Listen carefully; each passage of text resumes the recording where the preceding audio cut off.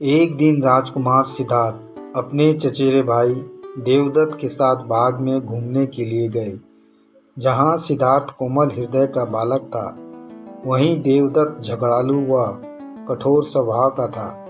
सिद्धार्थ की सभी प्रशंसा करते थे, देवदत्त की प्रशंसा कोई नहीं करता था। इसलिए देवदत्त मन ही मन सिद्धार्थ से जलता था। जहाँ वो दोनों घूम रहे थे, उनसे थोड़ी ही दूर पर एक हंस उड़ रहा था। उस हंस को देखकर सिद्धार्थ बहुत प्रसन्न हो रहा था। तभी देवदत्त ने कमान पर तीर चढ़ाया और हंस की ओर छोड़ दिया। तीर सीधा जाकर हंस को लगा। वह घायल हो गया और छटपटाकर नीचे गिर पड़ा। सिद्धार्थ ने दौड़कर उस घायल हंस को उठाया। उसने हंस के घायल शरीर से बह रहे लहू को साफ किया और उसे पानी पिलाया। तभी देवदत्त वहां आ पहुंचा।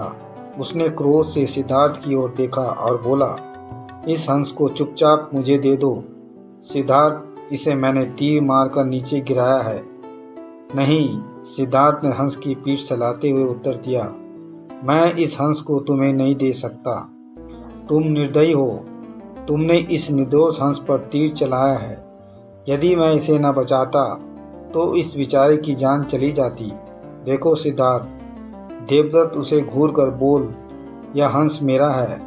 इसे मैंने तीर मारकर नीचे गिराया है। इसे चुपचाप मुझे दे दो। यदि नहीं दोगे तो मैं राज दरबार में जाकर तुम्हारी शिकायत करूंगा। सिद्धार्थ ने उसे हंस देने से साफ साफ मना कर दिया। देवदत्त राजा शुद्धोधन के दरबार में जा पहुंचा और सिद्धार्थ की शिकायत की।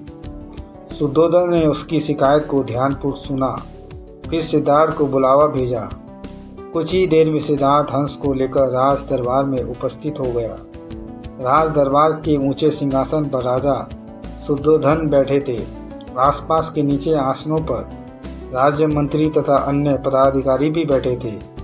कई सैनिक हथियार लिए द्वार के निकट खड़ी थे।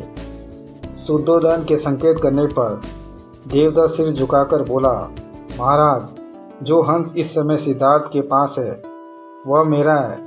इसे मैंने तीर मारकर पृथ्वी पर गिराया था। सिद्धार्थ ने इसे उठाकर इस पर अपना अधिकार कर लिया है। यह हंस मेरा है। कृपया इसे मुझे दिलाया जाए। राजा शुद्धोधन ने सिद्धार्थ की ओर देखा और बोलने की ओर संकेत दिया। सिद्धार्थ ने सिर झुकाकर शांत स्वर में कहा, महाराज, यह हंस निर्दोष है। यह बिना किसी को कोई कष्ट दिए उड़ा जा रहा था। देवदत्त ने इसे तीर मारकर घायल कर दिया। मैंने इसका उपचार किया, इसके प्राण बचाए हैं। मैं समझता हूँ कि प्राण लेने वाले से अधिक प्राण बचाने वाले का अधिकार होता है। मैं आपसे प्रार्थना करता हूँ कि हंस मेरे पास ही रहने दिया जाए। मैं इसे बिल्कुल स्वस्थ करके आकाश में उड़ा देना चाहता हूँ। शुद्धोधन ने अपने सभासदों से विचार विमर्श किया। वे सभी एक ही स्वर में बोले, महाराज, राजकुमार सिद्धार्थ का कहना बिल्कुल ठीक है। जीवन लेने वाले से बचाने वाले का अधिकार अधिक होता है। अतः हंस राजकुमार सिद्धार्थ के पास ही रहने देना चाहिए। राजा शुद्धोधन ने सभासदों की बात मान ली। उन्होंने सिद्धार्थ से कहा, इस हंस पर तुम्हारा अधिकार है। तुम इसे ले जा सकते हो।